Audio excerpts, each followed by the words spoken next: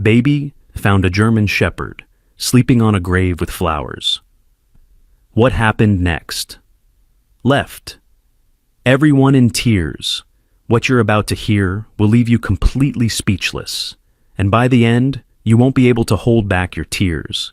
Before we begin this incredible story, please like, share, and let us know in the comments where you're watching from. The morning fog hung thick over Willowbrook Cemetery, creating an almost ghostly atmosphere as 5-year-old Ethan walked slowly beside his mother Sarah. They had come to visit Grandpa Robert's grave, something they did every month since he passed away 6 months ago. Sarah carried a small bouquet of yellow roses, Robert's favorite flowers, while Ethan clutched a drawing he had made specially for his grandfather. It showed a stick figure with wings standing next to a small boy, with the words, "I miss you, Grandpa," written in shaky crayon letters. "Stay close to me, sweetheart," Sarah said softly, her hand reaching for Ethan's smaller one. The cemetery was larger than most people realized, with winding paths that led through sections dating back over 100 years. Some graves were well maintained with fresh flowers and polished headstones, while others had been forgotten by time, their markers weathered and barely readable. Ethan nodded, but his attention was already wandering. Something about this morning felt different. There was a strange pulling sensation in his chest, like an invisible string was tugging him towards something important. He had felt this way before, usually when an animal needed help. His mother called it his special gift, though she didn't really understand it. Nobody did, not even Ethan himself. As they walked deeper into the cemetery, passing rows of headstones that stood like silent sentinels in the mist, Ethan heard something. It was soft, almost like the wind, but there was a sadness to it that made his heart hurt. He stopped walking, causing Sarah to pause and look down at him with concern. "What's wrong, baby?" she asked, kneeling down to his level. "Do you hear that, Mama?"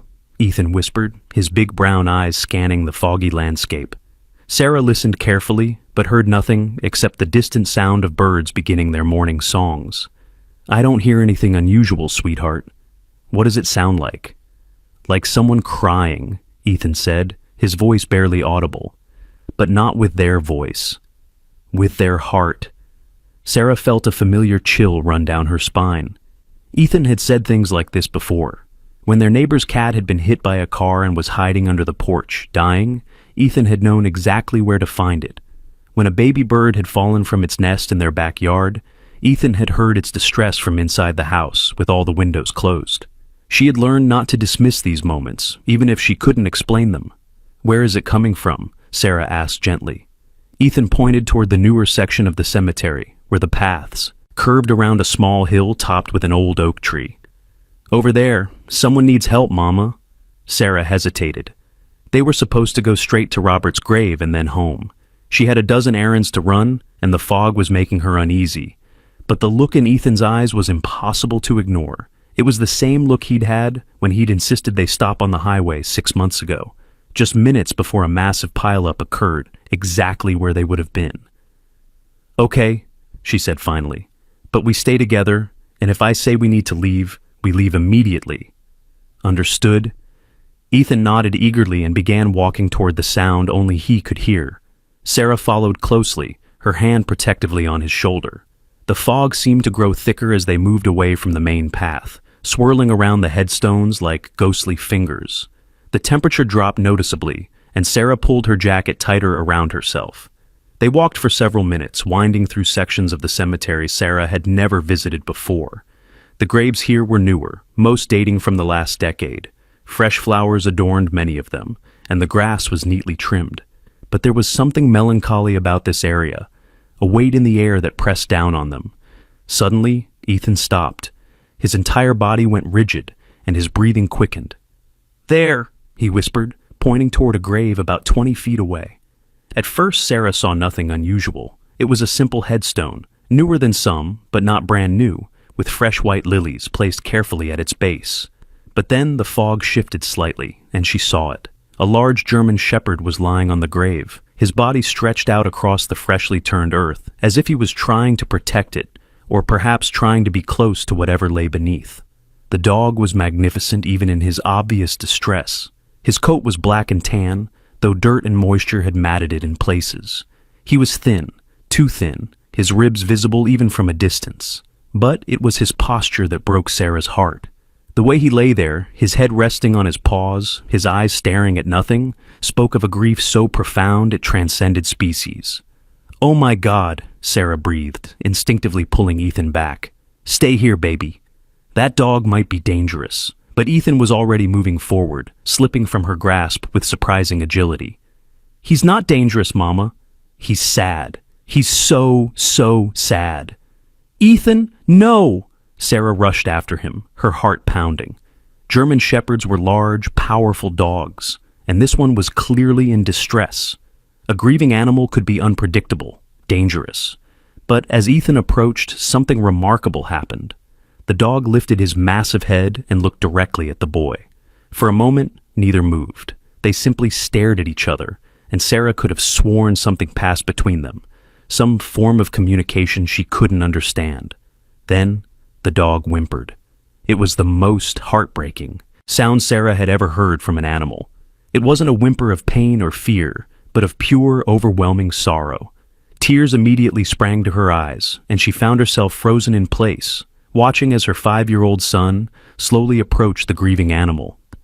"It's okay," Ethan said softly, his voice carrying a maturity beyond his years.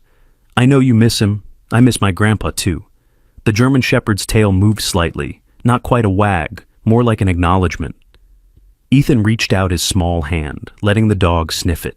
The animal's nose touched his fingers gently, and then, to Sarah's complete amazement, the dog pressed his head into Ethan's hand, seeking comfort from this small child. "His name is Max," Ethan said suddenly, looking back at his mother. "He told me his name is Max." Sarah wanted to say that dogs couldn't tell people their names, that Ethan was imagining things, but the certainty in her son's voice stopped her. Instead, she slowly approached, her movements careful and non-threatening. "How long has he been here?" she asked softly, not really expecting an answer. "Days," Ethan replied, his hand now gently stroking Max's head. "He won't leave. He's waiting." Waiting for what? Ethan looked at the headstone, and for the first time, Sarah read the name carved into the granite. James Carter. The dates showed he had died just over a week ago, at the age of 38. Young, Sarah thought. Far too young. "He's waiting for his friend to wake up," Ethan said, his voice filled with the innocent hope that only children possessed. "He doesn't understand that death means forever." Sarah's throat tightened. She looked around, wondering if anyone was looking for this dog. He wore no collar that she could see, but he was clearly well trained. The way he allowed Ethan to touch him while remaining protective of the grave showed intelligence and loyalty. "We should call animal control," Sarah said reluctantly. "He needs help. He's too thin." "No!" Ethan's response was immediate and fierce. "They'll take him away. He needs to stay here. Honey, he can't stay in a cemetery forever. He needs food, water, shelter." "Excuse me, folks." The voice startled them both. An elderly man was approaching, wearing work clothes and carrying gardening tools. His face was weathered and kind, with deep lines around his eyes that suggested he smiled often, though he wasn't smiling now. "I'm Henry," he said, tipping his worn baseball cap.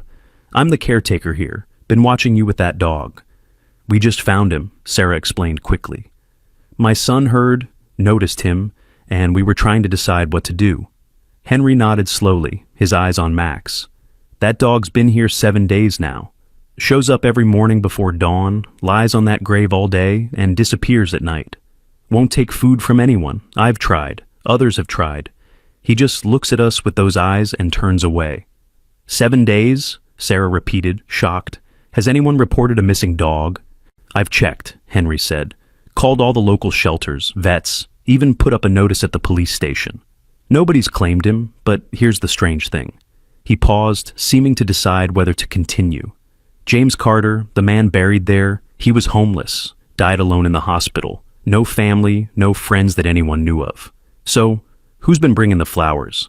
Sarah looked at the fresh lilies again. They couldn't have been more than a day old, their white petals still perfect despite the morning dew. "Maybe someone from the hospital." Henry shook his head. "I asked. They said he had no visitors his entire last week except—" He trailed off, looking at Max. "The nurses mentioned a dog. A German shepherd that would sit outside the hospital every day. Security kept running him off, but he'd always come back. Ethan, who had been quiet during this exchange, suddenly spoke up. Max was his best friend. They protected each other. Henry looked at the boy with surprise. "How do you know the dog's name, son?" "He told me," Ethan said simply, as if this was the most natural thing in the world. Sarah expected Henry to laugh or look skeptical, but instead, the old man studied Ethan with thoughtful eyes. "You've got the gift, don't you, boy? Can sense things about animals that others can't." "How did you—" Sarah began. "My grandmother had it," Henry said quietly. "Could tell when a horse was sick before it showed any symptoms, knew when a storm was coming because the birds told her. It's rare, but it's real." He looked back at Max. "If the boy says the dog's name is Max, then Max it is." Max had been listening to their conversation, his intelligent eyes moving from person to person. When Henry stepped closer, the dog's body tensed slightly, a low growl rumbling in his chest. "It's okay, Max," Ethan said soothingly. "He's a friend. He takes care of this place. He takes care of your person." The growling stopped immediately. Max looked at Ethan, then back at Henry, and slowly relaxed. "Remarkable," Henry muttered. "I've been around animals all my life, and I've never seen anything like this." He reached into his pocket and pulled out a sandwich wrapped in plastic. "I brought this for him. Haven't had any luck getting him to eat, but maybe." He unwrapped the sandwich and held it out. Max didn't even look at it. His eyes remained fixed on the headstone, as if he could see through the earth to his lost friend below. "Let me try," Ethan said. He took a small piece of the sandwich and held it to Max's nose. "You need to eat. James wouldn't want you to get sick. He'd want you to be strong." For the first time, Max showed interest in the food. He sniffed it carefully, then gently took it from Ethan's hand. It was just a small bite, but it was progress. "I'll be damned," Henry said softly. "Pardon my language, ma'am, but that's the first food he's taken all week." Sarah was watching her son with a mixture of pride and concern. This gift of his, whatever it was, seemed to be growing stronger, but she worried about the emotional toll it might take on such a young child to feel the pain of every suffering animal he encountered. "What happened to James?" she asked Henry. "Do you know?" Henry removed his cap and ran a hand through his thinning gray hair. "From what I heard at the hospital, he'd been living on the streets for about 2 years. Veterans Affairs had been trying to help him, but he wouldn't stay in the shelters. Said he was looking for someone and couldn't stop until he found them. He collapsed near the hospital entrance. Pneumonia, malnutrition, and a heart condition. He held on for a week, but..." He shrugged sadly. "He was a veteran?" Sarah asked. "Afghanistan, from what I understand. Medical discharge about 5 years ago. PTSD, they said, though that seems to be what they say about all of them who come back changed." Ethan had been feeding Max small pieces of sandwich, the dog accepting each one with gentle care, but suddenly the boy stopped, his eyes going wide. "Mama, look!" He was pointing at Max's neck. As the dog had shifted to take the food, something had become visible through his matted fur. It looked like a chain.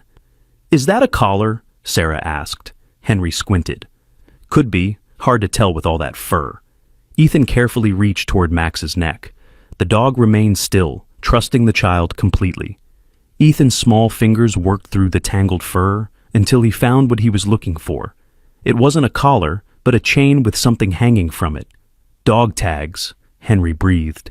"Military dog tags." Ethan carefully pulled them free from the fur, and they all leaned in to read them. The tags were worn but still legible. Sergeant M. Sullivan, followed by a service number and blood type. "Sullivan," Sarah said, "but the grave says Carter." "Max belonged to someone else," Henry said slowly. "Another soldier." Ethan was staring at the tags with an intensity that made Sarah nervous. His face had gone pale, and his breathing had quickened. "Ethan? Baby, what's wrong?" "He's alive," Ethan whispered. "Sergeant Sullivan is alive, but he's lost. He's sleeping and can't wake up." "What do you mean, sweetheart?" Sarah knelt beside him, worried by the distant look in his eyes. "Max knows. He's been going back and forth. 2 friends, both lost in different ways. He promised to take care of them both."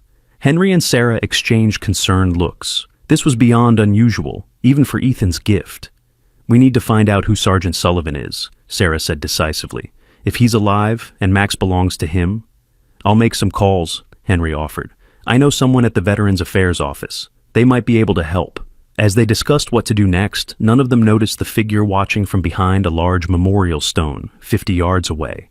The man had been there for the past hour, observing the dog and the people around him.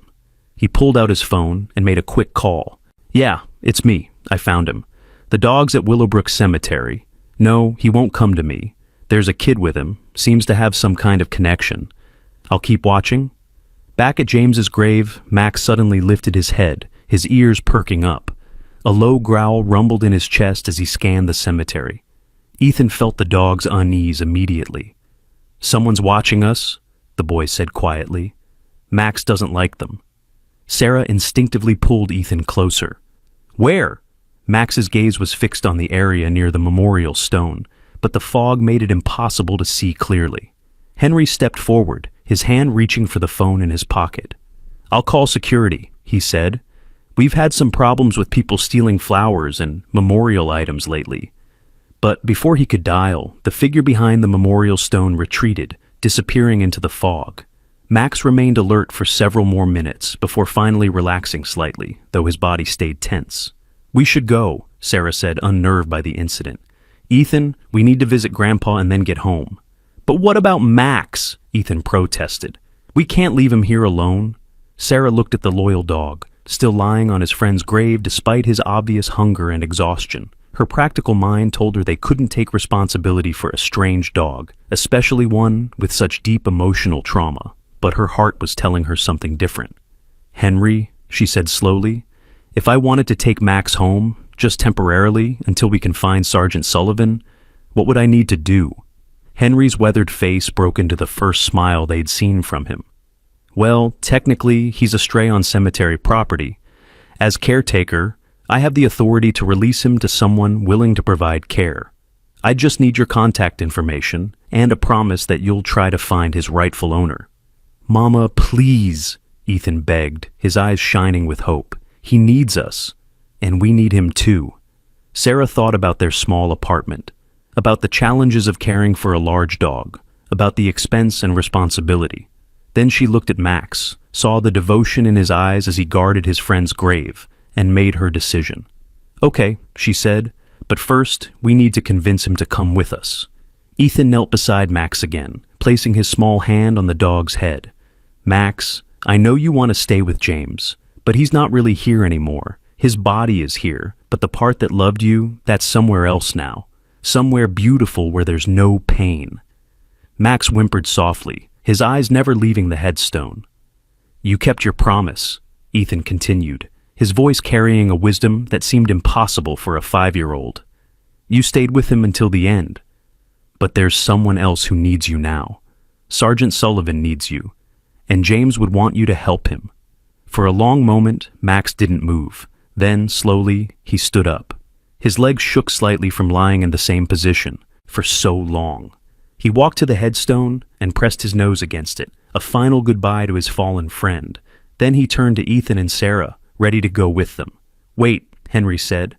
He disappeared for a moment and returned with a worn leather leash from his tool shed. You'll need this.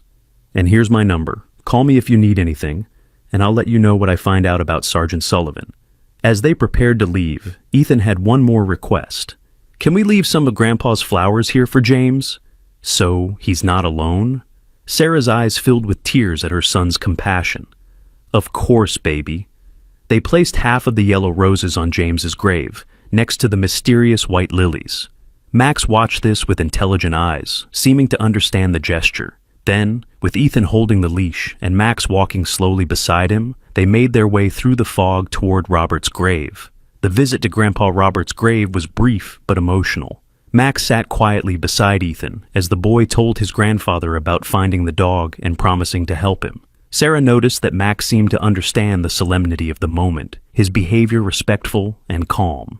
As they walked back to their car, Sarah's mind was racing. She had just agreed to take home a traumatized military dog with unknown health issues and mysterious connections to not one, but 2 soldiers. What had she gotten them into? The drive home was quiet except for Ethan's soft voice talking to Max in the back seat. The dog's head rested on the boy's lap, his eyes closed but ears alert to every word. Sarah glanced in the rearview mirror frequently, still amazed by the bond that had formed so quickly between her son and this grieving animal. Their apartment building was a modest 3-story structure on the outskirts of Willowbrook. It wasn't much, but it had been home since Sarah's divorce 3 years ago. She worried briefly about the pet policy, then decided she'd deal with that later. This was clearly an emergency situation.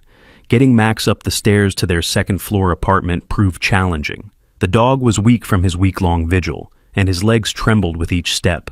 Finally, Sarah and Ethan worked together, supporting him as best they could until they reached their door.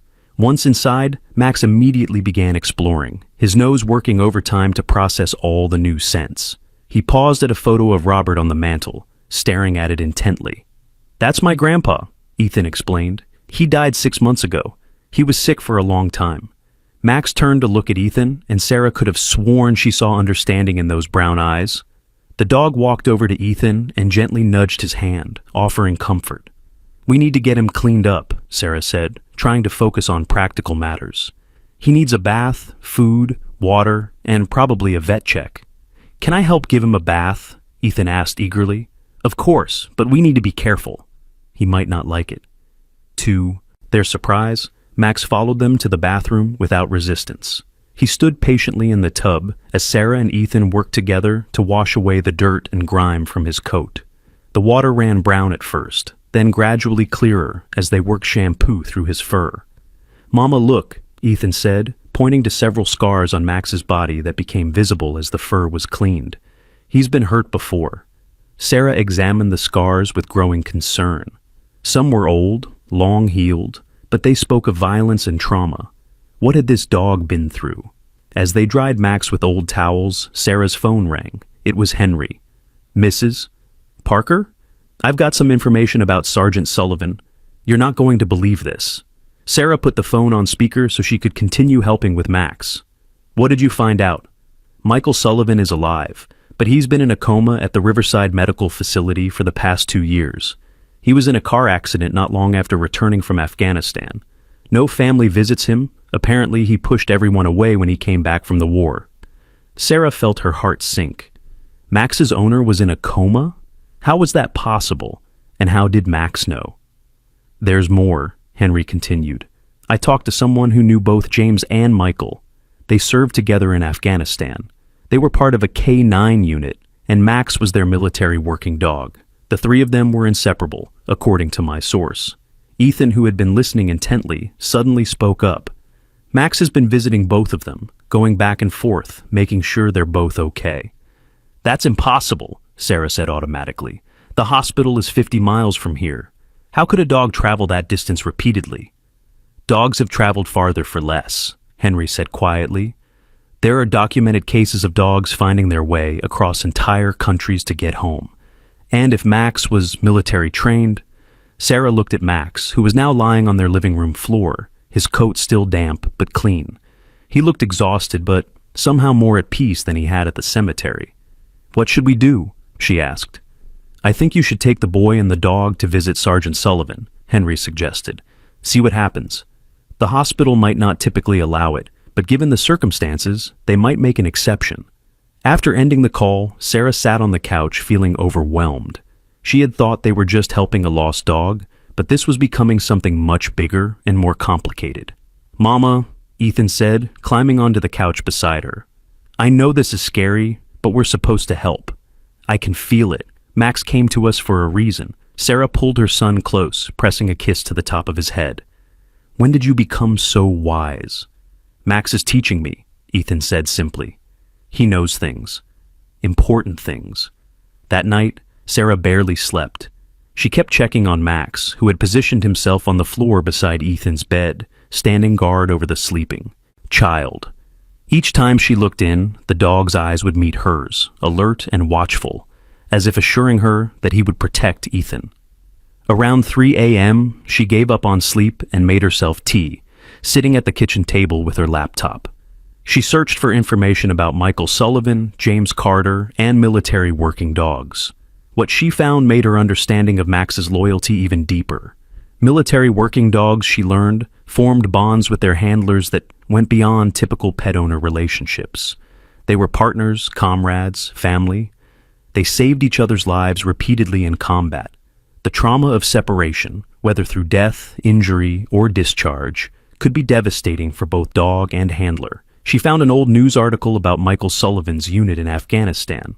There was a photo of Michael and James in combat gear, with Max between them.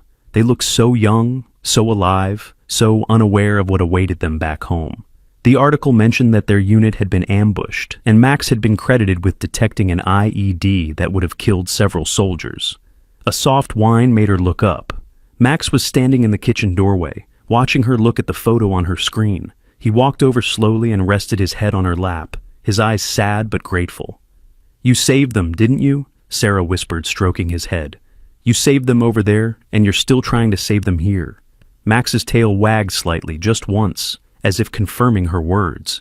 The next morning, Sarah called in sick to work. She couldn't leave Max alone, not yet, and she needed to follow through on Henry's suggestion.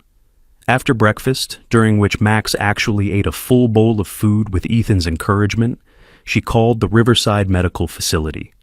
It took several transfers and explanations before she reached someone who could help. The head nurse in the long-term care ward, a woman named Patricia, listened to Sarah's story with increasing amazement. "A military dog, you say? And he's been coming here? Have you seen a German Shepherd around the facility?" Sarah asked. There was a pause. "Actually, yes. Security has reported a large dog hanging around the parking lot several times over the past 2 years. He never caused trouble, just sat there watching the building. We assumed he belonged to someone visiting, but oh my God, he was visiting Sergeant Sullivan? We think so. Is there any way we could bring Max to see him? I know it's unusual, but..." "Unusual doesn't begin to cover it," Patricia interrupted. "But Sergeant Sullivan's case is already unusual. He's been completely unresponsive for 2 years, no brain activity beyond basic functions. The doctors have recommended several times that life support be withdrawn, but he has no family to make that decision, and the VA won't authorize it without clear medical necessity." "Could seeing Max help?" Sarah asked hopefully. Patricia was quiet for a moment. "Medically speaking, I should say, number. But I've been a nurse for 30 years, and I've seen things that medicine can't explain. Bring the dog. I'll clear it with administration. When can you come?" "Today?" Sarah suggested, looking at Ethan, who was nodding eagerly. "Come this afternoon. I'll make sure everything is ready." The drive to Riverside Medical Facility was tense. Max sat in the back seat with Ethan, his body rigid with anticipation. As they got closer to the hospital, he began to whine softly, his nose pressed against the window. "He recognizes where we are," Ethan said. "He's excited but also scared." "Why scared?" Sarah asked. "Because they never let him inside before. He could only watch from outside." The hospital was a large modern building with multiple wings. Patricia met them at the main entrance, her expression curious and kind. She was a woman in her 50s with graying hair pulled back in a practical bun, and eyes that had seen too much sadness. "This must be Max," she said, approaching slowly. To everyone's surprise, Max walked directly to her and sat, offering his paw to shake.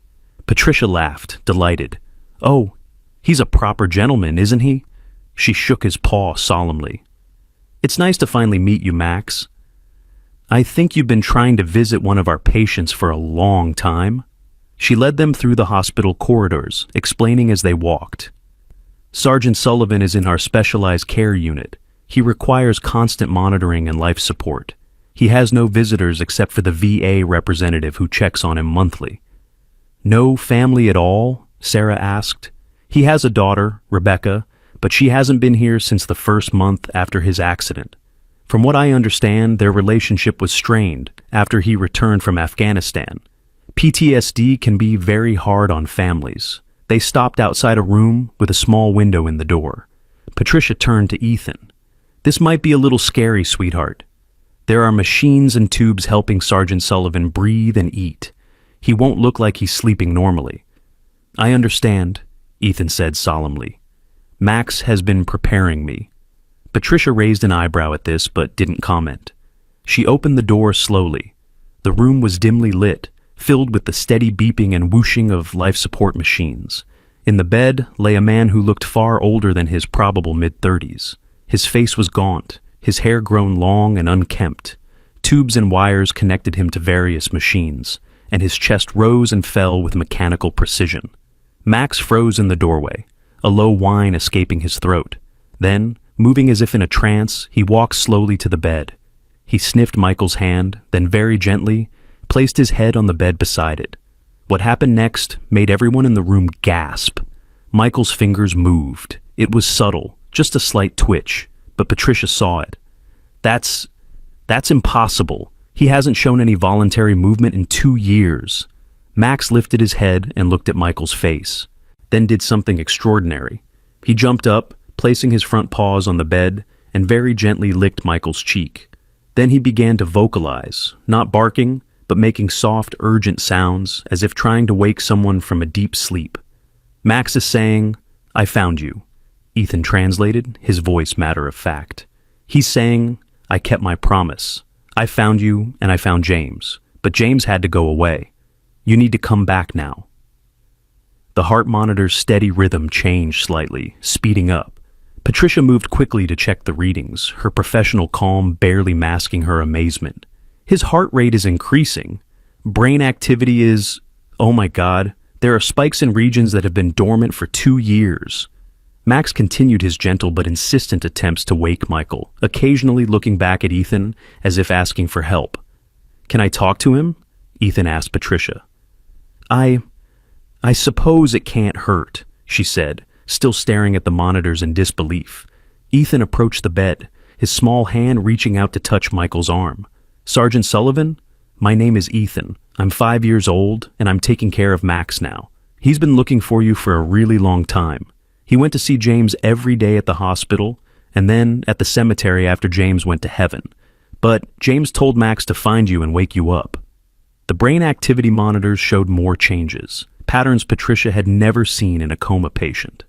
"James is sorry he couldn't come himself," Ethan continued, his voice steady and clear. "But he's okay now. He's not sick anymore, and he's not sad. He wants you to wake up and take care of Max, because Max needs you, and you need Max too." Michael's eyes moved beneath his closed lids, rapid movements like someone in REM sleep. His fingers twitched again, more noticeably this time. "Should I call the doctor?" Patricia asked, her voice barely a whisper. "Wait," Sarah said, mesmerized by what was happening. "Let them continue." Max had repositioned himself, laying his head directly on Michael's chest, his body stretched along the bed. The weight should have triggered alarms on the sensitive equipment, but Patricia didn't move to stop him. She was too busy watching the impossible changes on the monitors. "Your daughter misses you," Ethan said suddenly, though no one had told him much about Rebecca. "She's scared and angry, but mostly she just wants her dad back." Max knows where she is. He's seen her sometimes, watching the hospital from far away, too scared to come in. "How could you possibly know that?" Patricia breathed. "Max knows," Ethan said simply. "He remembers everything, every smell, every sound, every feeling. He remembers the war, the loud noises, the fear, but also the love. You and James and Max, you were family. You protected each other." Michael's breathing pattern changed, becoming less mechanical, more natural. It was subtle, but Patricia noticed immediately. "He's breathing over the ventilator," she said in amazement. "He's trying to breathe on his own." She rushed to the door. "I need to get Dr. Morrison. Don't move, don't change anything. Just keep doing whatever you're doing." As Patricia ran down the hallway, Max lifted his head and looked directly into Michael's face. He made a soft sound, almost like he was talking, and Ethan listened intently. "Max says to remember the promise," Ethan translated. "The promise you all made before the bad day. The day with the loud explosion and the fire. You promised to always find each other, no matter what." Tears were streaming down Sarah's face as she watched her 5-year-old son channel messages between a dog and a comatose soldier. It should have been impossible, but the evidence was right in front of her. Michael's eyes fluttered. For just a moment, they opened slightly, unfocused and confused, but definitely open. Max barked once, sharp and clear, a sound of pure joy. Then Michael's lips moved. No sound came out, but the shape of the word was clear. Max. Dr. Morrison burst into the room with Patricia and another nurse. He stopped short at the scene before him. A large German shepherd on the bed with a coma patient, a small boy holding the patient's hand, and monitors showing brain activity that shouldn't exist. "What in the hell?" he began, then caught himself. "What's happening here?" "A miracle," Patricia said softly. "That's what's happening?" Dr. Morrison approached the bed slowly, his eyes scanning the monitors. "This is impossible. This level of brain activity? Patricia, how long has this been going on?" "About 10 minutes, since the dog arrived." The doctor looked at Max, who was watching him warily. "This is highly irregular. The dog needs to—" "The dog stays," a firm voice said from the doorway. Everyone turned to see a woman in her late 20s standing there. She had Michael's eyes and nose, though her face was softer, marked by years of worry and pain. "Rebecca?" Patricia said in surprise. "How did you—" "I've been in the parking lot for 2 hours, trying to work up the courage to come in," Rebecca said, her eyes fixed on her father. "I do that sometimes, just sit outside and try to convince myself to visit. Then I saw this woman and boy bring Max inside, and I knew something was happening." She approached the bed slowly, tears streaming down her face. "Hi, Dad. I'm sorry I stayed away so long. I was so angry at you for shutting me out, for choosing the bottle over me after you came home. But Max never gave up on you, did he?" Max looked at Rebecca and wagged his tail, just once, in acknowledgement. Then he shifted slightly, making room for her to get closer to Michael. Rebecca took her father's other hand, the one Ethan wasn't holding. "Dad, please, come back. I forgive you. I forgive everything. Just please come back." Michael's eyes opened again, more fully this time. They moved slowly from Max to Ethan to Rebecca, recognition dawning gradually. "Beck-ka?" The word was barely a whisper, rough from years of silence, but it was there.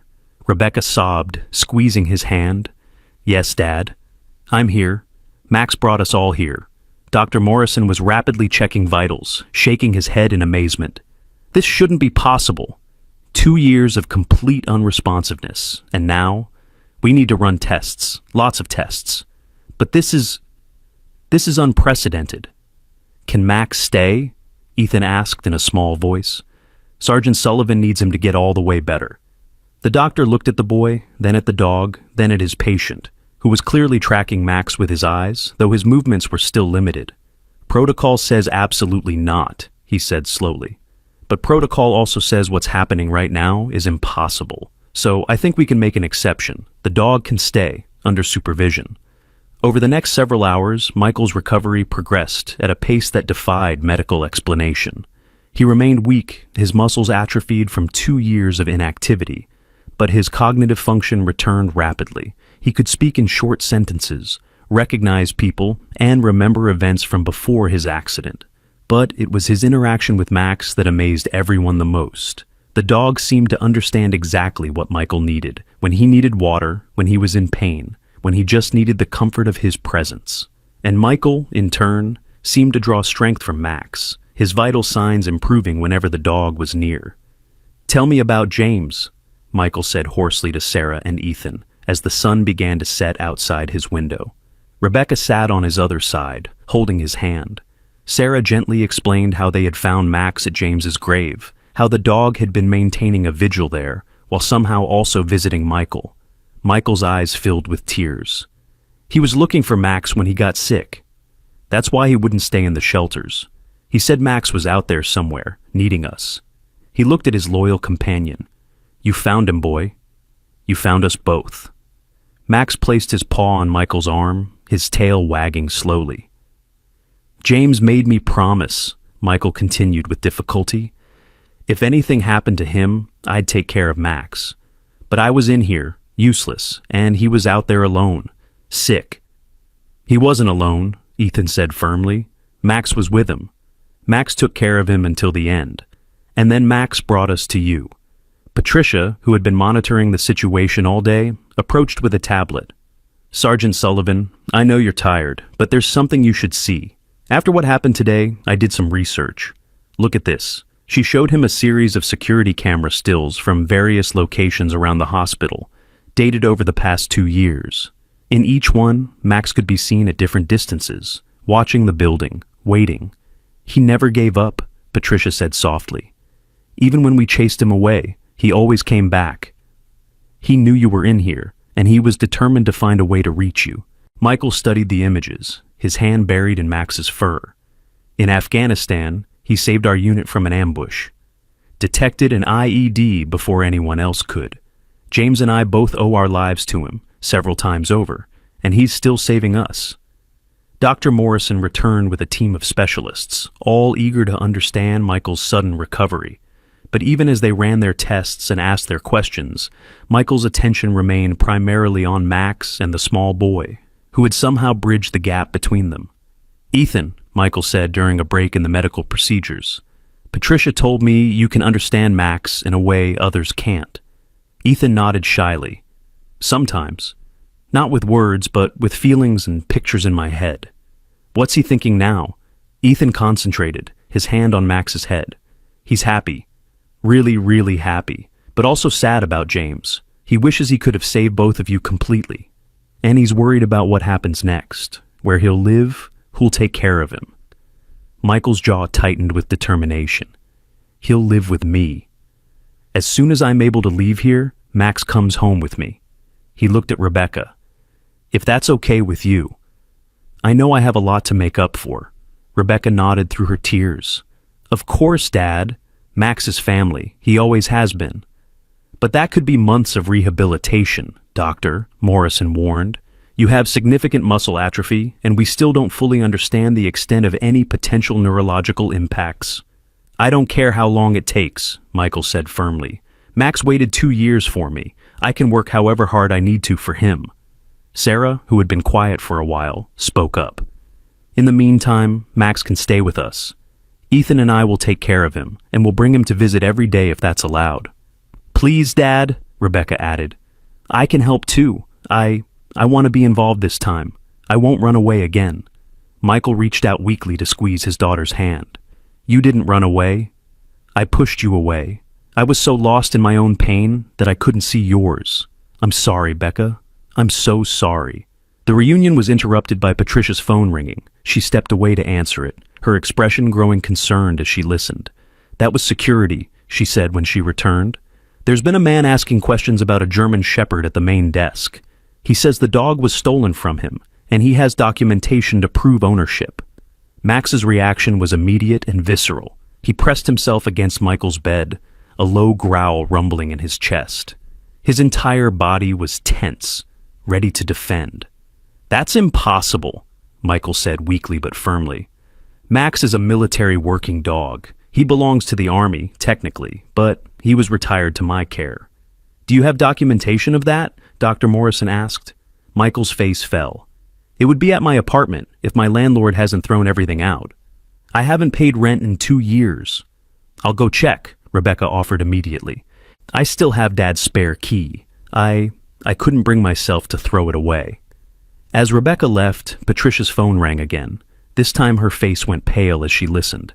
"The man is becoming aggressive. He's demanding to search the hospital for his stolen property. Security is holding him at the main entrance, but he's threatening to call the police." "Let him," Michael said with sudden strength. "Max is not his property. Max is a decorated military working dog who served 3 tours in Afghanistan. If anyone tries to take him, they'll have to go through me."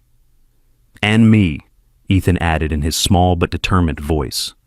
"And me," Sarah echoed, surprised by her own fierce protectiveness. Max looked at each of them in turn, his tail wagging slightly despite his obvious anxiety. He understood that these people were his pack now, his family, and they would protect him just as he had protected others for so long. The man at the hospital entrance was creating quite a scene. Sarah could hear his raised voice echoing down the corridor as security tried to contain him. She instinctively pulled Ethan closer, while Max positioned himself between them and the door, his military training evident in his protective stance. "I want everyone to stay calm, Doctor," Morrison said, though his own voice betrayed nervousness.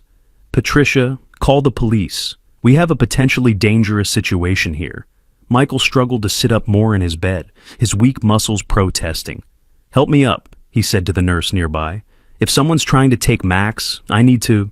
You need to stay in that bed, Dr. Morrison said firmly.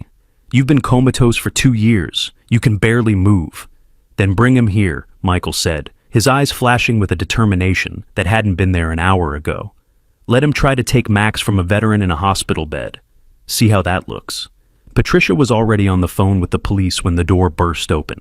A man in his 40s stood there, breathing heavily, having apparently pushed past security.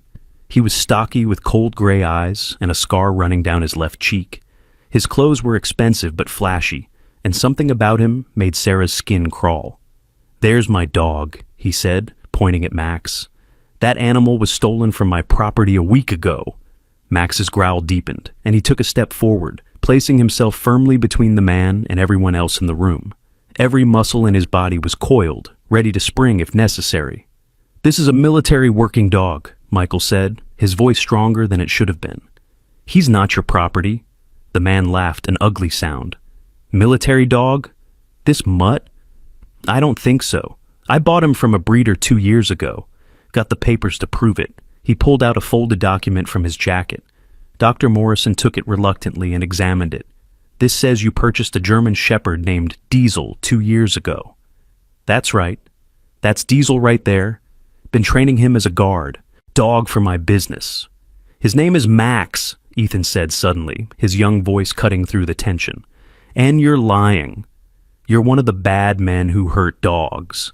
The man's eyes snapped to Ethan, and something dark flickered in them. Listen here, kid. Don't you dare speak to my son, Sarah said, stepping forward despite her fear. And this documentation could be for any German Shepherd. How do we know it's for this specific dog? Check his left hip, the man said smugly. There's a tattoo. BK447. That's his identification number from the breeder. Everyone looked at Max, who was still growling low in his throat. Michael's face had gone pale. Military dogs were tattooed, but on the left ear, not the hip. If Max had a hip tattoo... Max, come here, boy, Michael called softly. Max backed up slowly, never taking his eyes off the threatening man, until he was beside Michael's bed. Michael's weak fingers searched through Max's fur on his left hip. His expression grew confused, then angry. There's something here, but it's not a tattoo. It's a brand. Someone branded this dog. The man's expression didn't change. Tattoo, brand, same difference. Point is, it's my identification mark. That's my dog. Branding a dog is illegal, Patricia said, horrified. It's animal cruelty. Prove it, the man said with a shrug. I bought him that way. Now, I'm taking my property and leaving. No, Ethan suddenly shouted, tears streaming down his face. Max, tell them. Tell them what he did to you. The man laughed again. Tell them? Kid, dogs can't talk. You've been watching too many Disney movies. But Ethan wasn't listening to him. He had his hands on Max's head, his eyes closed in concentration. The room fell silent except for the beeping of Michael's monitors and Max's continued growling. His name isn't Diesel, Ethan said, his voice distant and strange. You called him bait. You made him fight other dogs, but he wouldn't do it right. He wouldn't be mean enough. So, you hurt him. You put a collar on him that was too tight and left it there until it cut into his skin. The man's face had gone red. That's ridiculous. The kid's making things up. But Ethan continued, his voice growing more distressed. You kept him in a small cage in a warehouse that smelled like oil and cigarettes. There were other dogs there, crying all the time. You hit him with a stick when he wouldn't fight. You burned him with cigarettes when he tried to protect the smaller dogs. Shut up, the man snarled, taking a step toward Ethan. Max exploded into action. Despite his exhaustion and recent starvation, he launched himself at the man, knocking him backward into the wall. His jaws snapped inches from the man's throat, held back only by Michael's weak cry of, Max, no, hold. Security guards rushed in, having finally caught up. They pulled the man away from Max, who continued to stand guard, every inch the military dog he was trained to be. That animal attacked me, the man shouted. I want him put down. He's dangerous. He was protecting a child you were advancing on threateningly, Doctor, Morrison said coldly. I saw the whole thing. You made an aggressive move toward a 5-year-old, and the dog responded appropriately. The police arrived then, 2 officers who quickly took control of the situation. The older officer, whose badge read Sergeant Williams, listened to everyone's account with growing interest. "So, let me get this straight," he said finally. "You," he pointed at the man, "claim this is your dog based on a bill of sale and a brand. But this gentleman," he indicated Michael, "says it's a military working dog. And the child claims the dog was used for illegal dog fighting." "The kid's lying," the man insisted. "He's making up stories." Sergeant Williams studied Ethan thoughtfully. "Son, can you tell me anything else about where this man kept the dogs? Anything specific that we could verify?" Ethan looked at Max again, then spoke quietly. "There's a red door on the building. Inside, the floor is concrete with drains in it for hosing away the blood.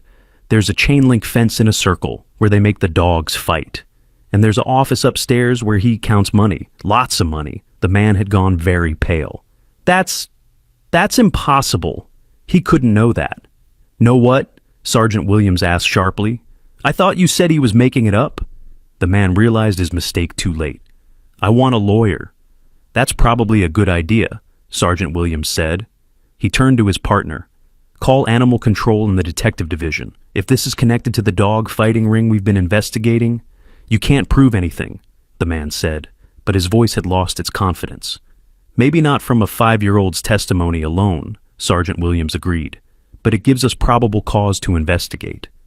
And if we find what the boy described—" The man was led away in handcuffs, still protesting, but no longer threatening. Max finally relaxed, his body sagging with exhaustion. He returned to Michael's bedside, laying his head on the bed with a deep sigh. "Good boy, Max," Michael whispered, his hand finding the dog's head. "Good boy." Patricia, who had been documenting everything for the hospital records, shook her head in amazement.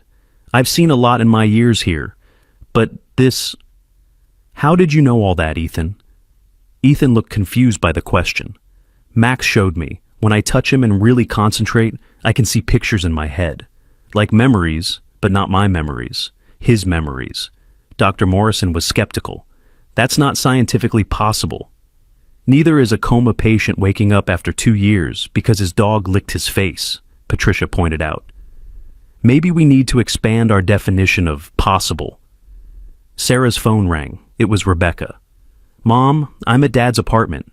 The landlord actually kept everything in storage. He said he couldn't bring himself to throw out a veteran's belongings.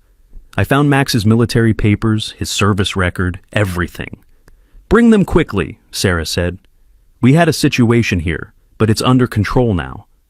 As they waited for Rebecca to return, Sergeant Williams took statements from everyone. He was particularly interested in Ethan's abilities. "Has he always been able to do this?" he asked Sarah. "He's always been special with animals," Sarah admitted, "but it's gotten stronger recently. I don't understand it myself."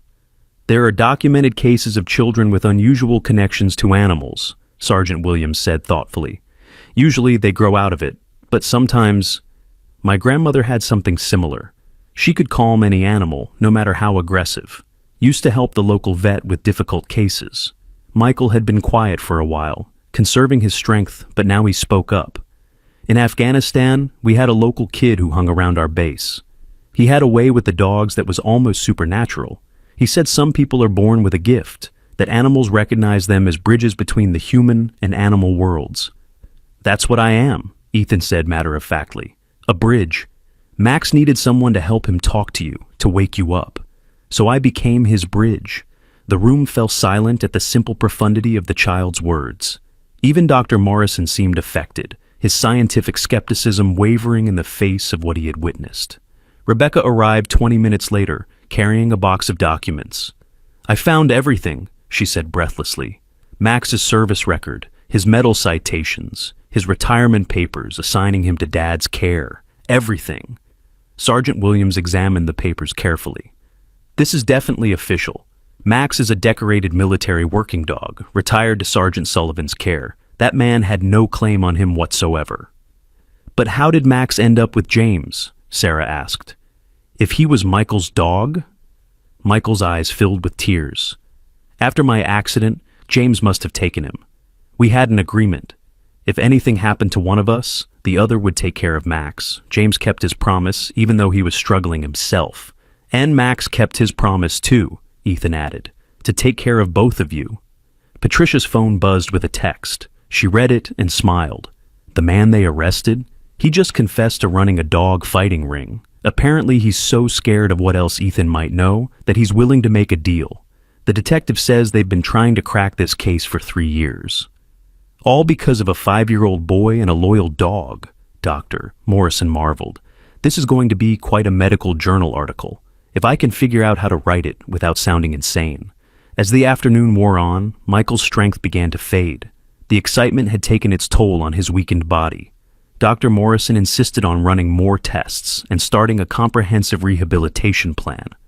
"He needs rest," the doctor said firmly. "This has been an extraordinary day, but we can't push too hard too fast." "What about Max?" Michael asked weakly. "He can't stay in the hospital indefinitely." "He comes home with us," Sarah said without hesitation. "We'll bring him to visit every day. Won't we, Ethan?" Ethan nodded enthusiastically. "And I can tell you what he's thinking and feeling, so you'll always know he's okay." Michael's eyes met Sarah's, gratitude evident in his expression. "I don't know how to thank you. You don't even know us, and you're doing all this." "Max brought us together for a reason," Sarah said simply. "I've learned to trust my son's instincts, and he says we're supposed to help. That's enough for me." As they prepared to leave for the evening, Max was clearly torn. He didn't want to leave Michael, but he also seemed to understand that he needed to go with Ethan and Sarah for now. He went to Michael's bed one more time, gently licking his hand. "I'll be okay, boy," Michael whispered. "Go with them. I'll see you tomorrow." Max looked at him for a long moment, then turned to Ethan, ready to go. As they walked out, Ethan took Max's leash in one hand and reached back to take his mother's hand with the other. "Mama," he said quietly, "Max says thank you. He says we're his new pack now." Sarah squeezed her son's hand, emotion threatening to overwhelm her. "We're lucky to have him in our pack." That night, back at their apartment, Sarah watched as Ethan and Max settled into what was becoming their routine. Max lay beside Ethan's bed, alert and protective, while Ethan read to him from one of his picture books. It was a simple scene, but Sarah felt its profound importance. They had become part of something larger than themselves, connected to a story of loyalty, sacrifice, and love that spanned continents and years. The next morning brought new challenges and revelations. Sarah was awakened by her phone ringing at 6 a.m. It was Patricia from the hospital. "I'm sorry to call so early, but something's happened. Michael had a rough night. He's stable, but he's been having severe PTSD episodes. He keeps calling for Max." Sarah looked over at Max, who was already alert. His ears perked up as if he had heard the conversation. "We'll be there as soon as we can," Sarah promised. She woke Ethan gently, explaining the situation. The boy immediately got up and went to Max, placing his hands on the dog's head. "He already knows," Ethan said. "He felt it last night. Michael was having nightmares about the war, about the day they got separated." "Separated?" Sarah asked as she helped Ethan get dressed. "There was an explosion," Ethan said, his voice taking on that distant quality it had when he was receiving information from Max. "Max was thrown one way, Michael and James another way. Max searched for them for hours in the smoke and fire, but the other soldiers made him leave. They put him in a truck and drove away while he was still trying to get back to them." Sarah felt tears prick her eyes. The trauma these three had endured, the bonds forged in such terrible circumstances, it was almost too much to comprehend. They arrived at the hospital to find Michael's room full of medical staff. He was awake, but agitated, his eyes darting around the room as if looking for threats. His heart rate was elevated, and he was covered in sweat. "He's been like this for 2 hours, Dr. Morrison explained. "We've tried sedatives, but I'm reluctant to use too much given his recent emergence from the coma." Max didn't wait for permission. He pushed through the medical staff and jumped onto Michael's bed in one fluid motion. The effect was immediate. Michael's arms went around the dog, and his breathing began to slow. "Max," he whispered brokenly, "I thought I lost you again." "The explosion? I couldn't find you." Max positioned himself along Michael's body, his weight providing a grounding presence. He licked Michael's face gently, whimpering softly as if to say, "I'm here, I'm safe, we're okay." Ethan approached the bed slowly. "Sergeant Sullivan? Max wants me to tell you something." Michael looked at the boy through tear-filled eyes. "What?" "He says the explosion wasn't your fault. You ordered him to search the building, and he found the bombs. You saved everyone because you listened to his warning. He's not mad that you got separated. He's proud of you." Michael broke down completely then, sobbing into Max's fur while the dog remained perfectly still, providing the comfort his handler desperately needed. The medical staff stood back, recognizing that this was a therapy no medicine could provide. Rebecca arrived shortly after, having been called by the hospital. She stopped short in the doorway, seeing her father vulnerable in a way she never had before. "The last time I saw him cry was at Mom's funeral," she said quietly to Sarah. "And even then, he tried to hide it. After he came back from Afghanistan, he just shut down completely. No emotions at all, just anger and emptiness." "Trauma does that," Sarah said gently. "It builds walls. But Max is helping him tear them down." Over the next several hours, Michael gradually calmed. He began to talk, really talk, for the first time since waking from his coma. With Max pressed against his side and Ethan sitting in a chair nearby, he told them about Afghanistan. "We were on patrol in Helmand province," he said, his voice rough. "Max alerted to an IED, saved our whole squad. But the insurgents were watching. They knew we relied on him, so they started targeting the dogs specifically." He paused, his hand tightening in Max's fur. "James and I made a pact.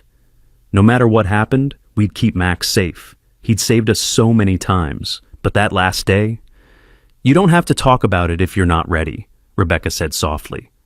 "No, I need to," Michael insisted. "Max deserves for people to know. There was a complex attack, multiple IEDs, then small arms fire. Max detected the first set of bombs, but there were secondary devices. The explosion separated us. I saw Max get thrown by the blast, thought he was dead. James was injured, bleeding badly. I had to choose between looking for Max and getting James to the medics." "You chose James," Ethan said. It wasn't a question. Michael nodded, tears flowing again. "I chose James, and I've regretted it every day since.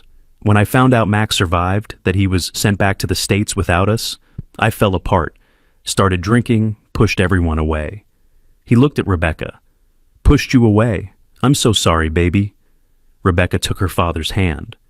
"You were hurting, Dad." "I understand that now." "Max doesn't blame you," Ethan said suddenly. "He says you made the right choice. James needed you more, and Max knew how to survive. He's a soldier, too." The room was quiet for a moment, everyone absorbing the weight of these revelations. Then Patricia knocked gently on the door. "Sorry to interrupt, but there's someone here who insists on seeing you. Says his name is Henry, that he's a cemetery caretaker." Sarah brightened. "Henry! He's the one who helped us with Max originally." Henry entered, hat in hand, his weathered face creased with concern. "I heard on the news about what happened yesterday, about the dog fighting ring. Had to come see if everyone was all right." He looked at Michael in the bed, Max beside him. An understanding dawned on his face. "So, you're Sergeant Sullivan. James talked about you, toward the end." Michael's attention sharpened. "You knew James?" Henry nodded. "He came to the cemetery a few weeks before he died. Said he wanted to make arrangements, knew he didn't have long. He was very specific about where he wanted to be buried. Said he wanted to be somewhere Max could find him." Fresh tears rolled down Michael's cheeks. "He knew Max would look for him." "He did," Henry confirmed. "He also left something. Said if Max ever showed up with someone who could understand him, I should give it to them." He pulled out an envelope from his jacket, worn and sealed. He said Max would know who the right person was. Everyone looked at Ethan, who took the envelope with trembling hands. "Should I open it?" "Please," Michael said hoarsely. Ethan carefully opened the envelope and pulled out a handwritten letter. His reading skills were still developing, so Sarah helped him with the harder words. "To whoever Max chose," Ethan began reading. "If you're reading this, it means Max found you, and you understood him enough to be given this letter. My name is James Carter, and Max saved my life more times than I can count. Not just in Afghanistan, but every day since. When Michael had his accident, I promised to take care of Max. But I'm sick now, dying actually, and I failed him." Ethan paused, his voice thick with emotion, then continued.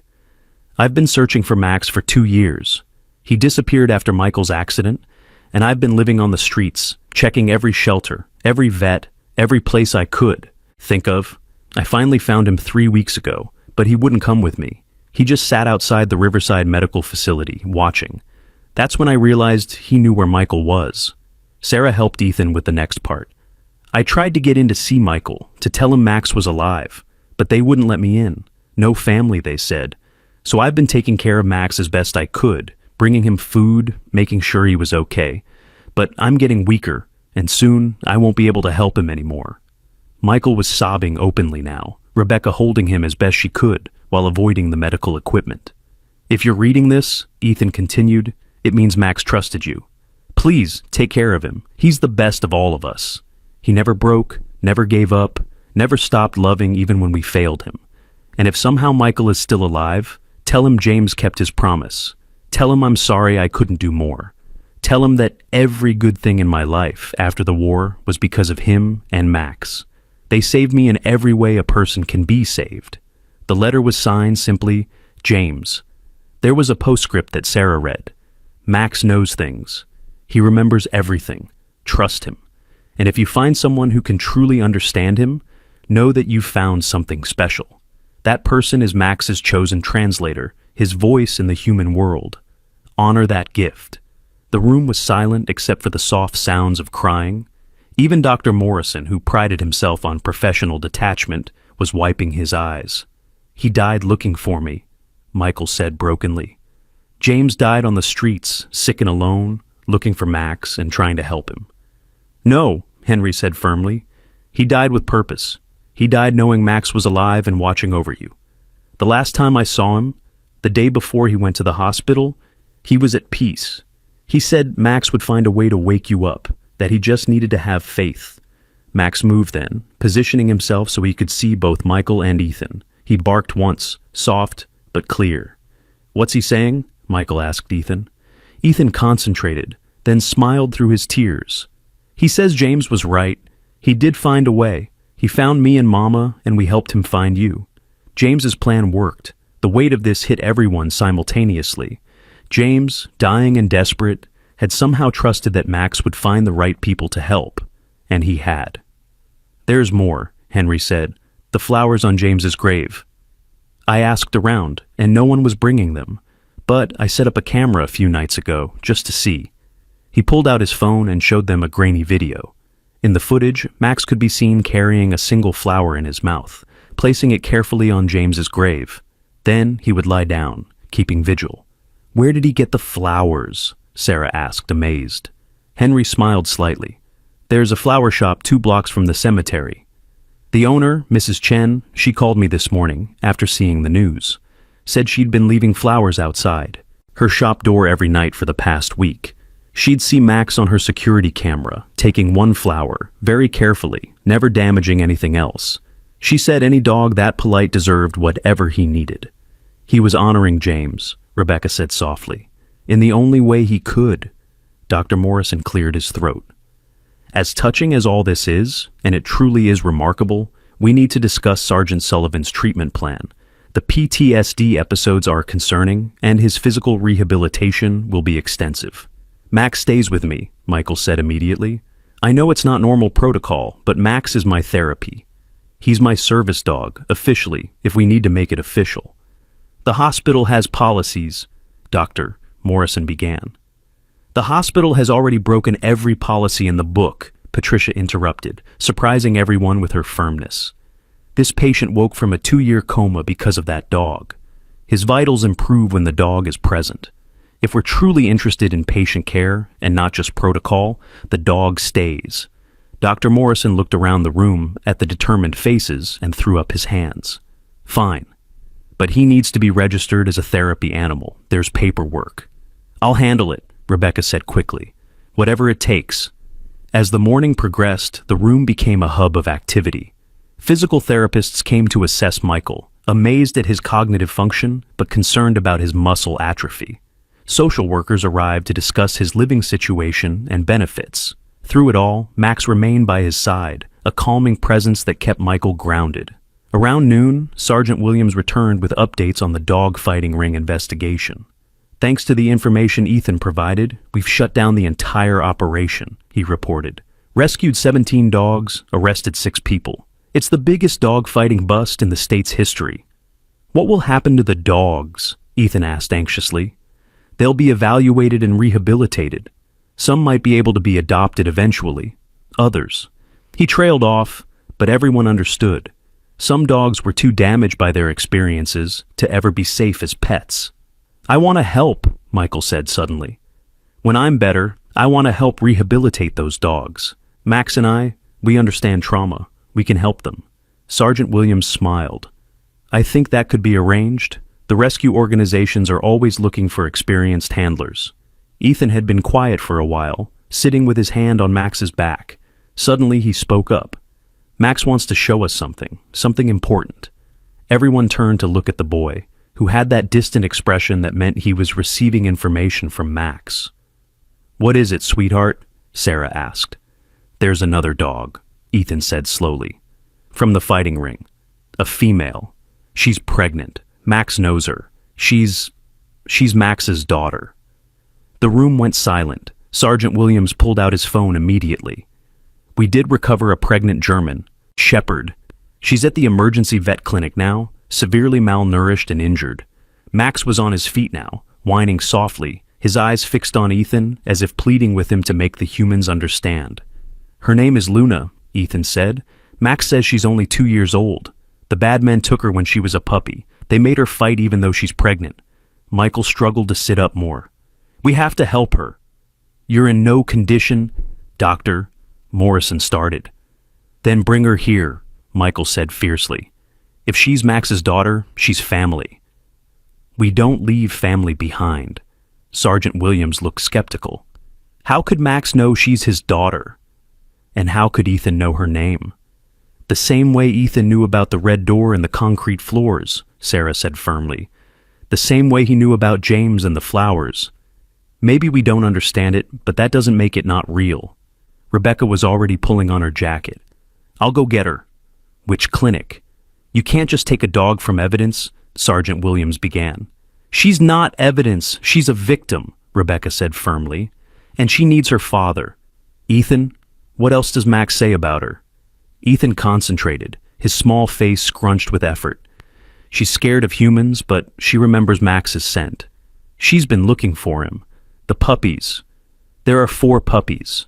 They're due soon, maybe a week. This is insane, Doctor, Morrison muttered, but even he looked intrigued. Please, Michael said to Sergeant Williams.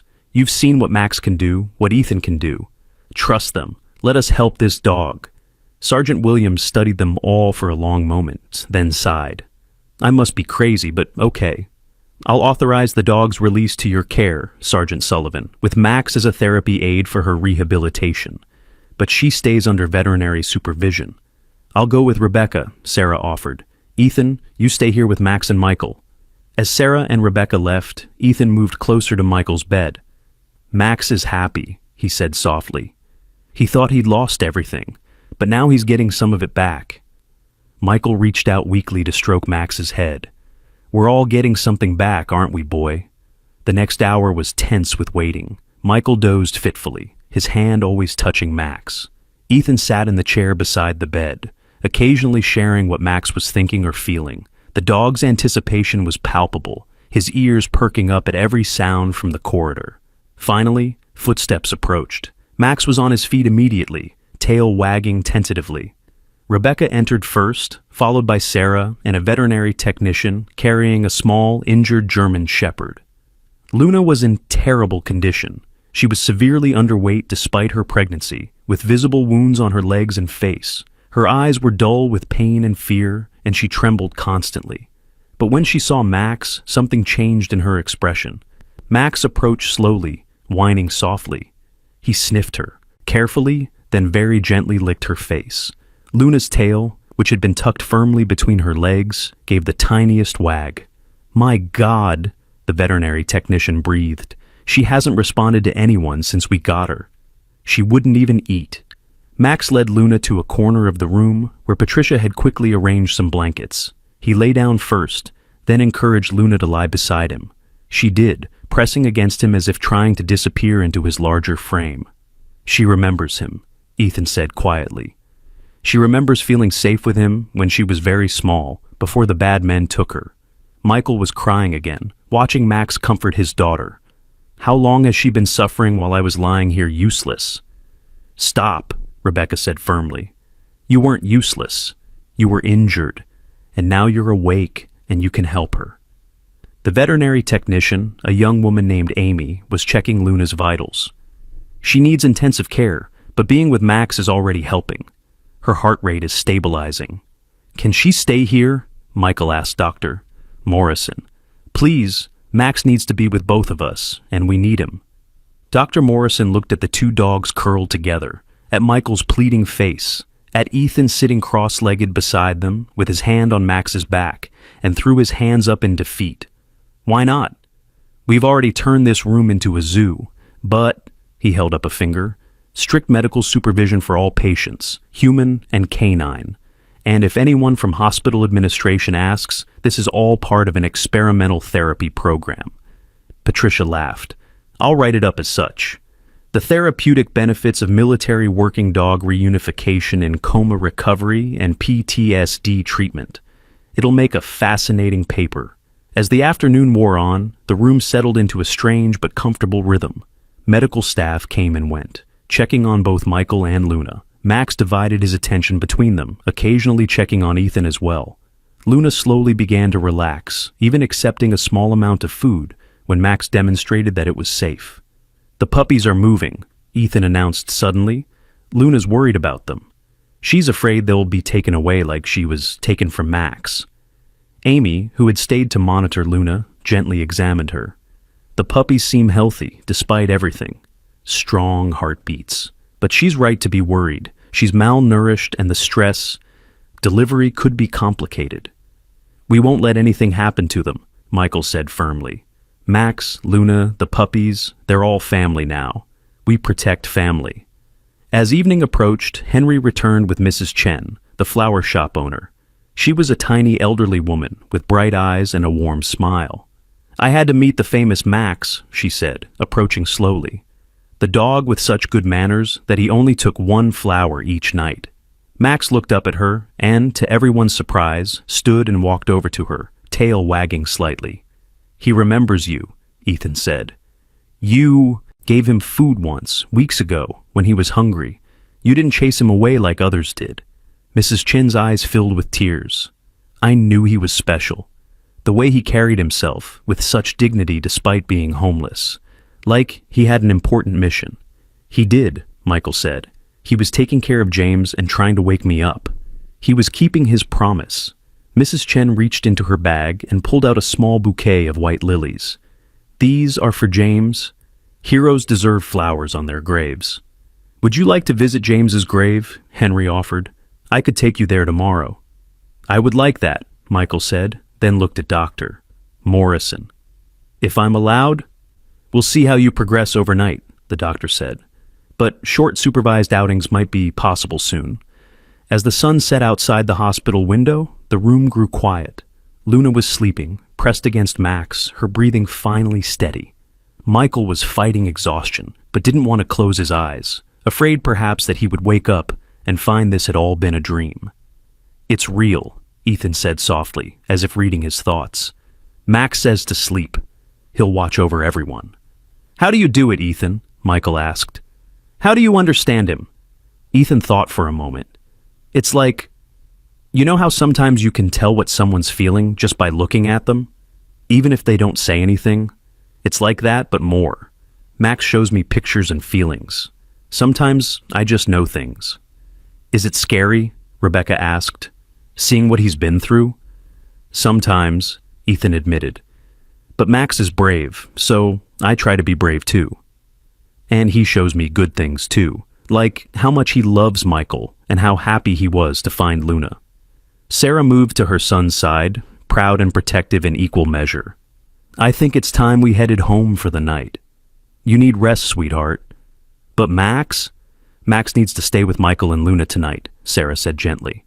They need him more right now. We'll come back first thing in the morning. Ethan looked conflicted, but then Max patted over to him and gently licked his face. Okay, Ethan said. Max says he'll be fine. He says thank you for finding him and understanding him. As Sarah and Ethan prepared to leave, Michael called out weakly. Sarah, wait, I need to thank you properly. You and Ethan, you saved my life. You saved all of us." Sarah smiled softly. "We just listened to Ethan, and Ethan listened to Max. They're the real heroes here." "No," Michael said firmly.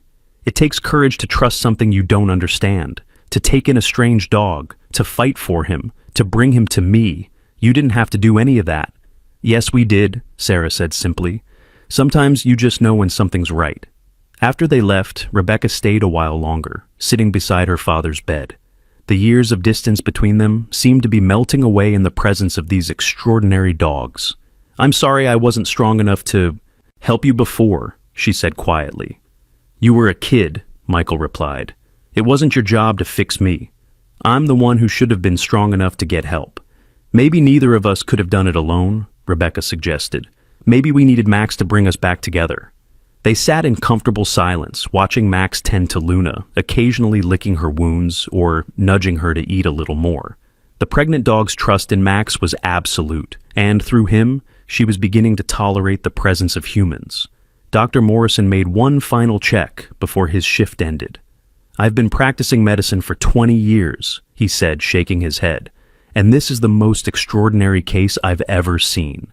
By all medical logic, you shouldn't be conscious, let alone coherent. And yet, here you are, planning dog rescue operations. Do you believe in miracles, doctor?" Michael asked. "I believe in what I can observe and measure, doctor," Morrison replied. "But I also know that there are things beyond our current understanding. The bond between you and Max, Ethan's abilities, the timing of all of this, call it what you want. But something special is happening here." After the doctor left, Patricia, who was working the night shift, brought in extra blankets and helped make Luna more comfortable. "I've arranged for the morning shift to know about our special patients," she said with a wink. "No one will disturb you tonight unless there's a medical need." As the hospital settled into its nighttime rhythm, Michael lay awake despite his exhaustion, his hand resting on Max's back. The dog was positioned perfectly between him and Luna, protecting and comforting both. "We're going to be okay, aren't we, boy?" Michael whispered. Max lifted his head and looked at him with those intelligent brown eyes, then gave a soft woof of agreement before settling back down.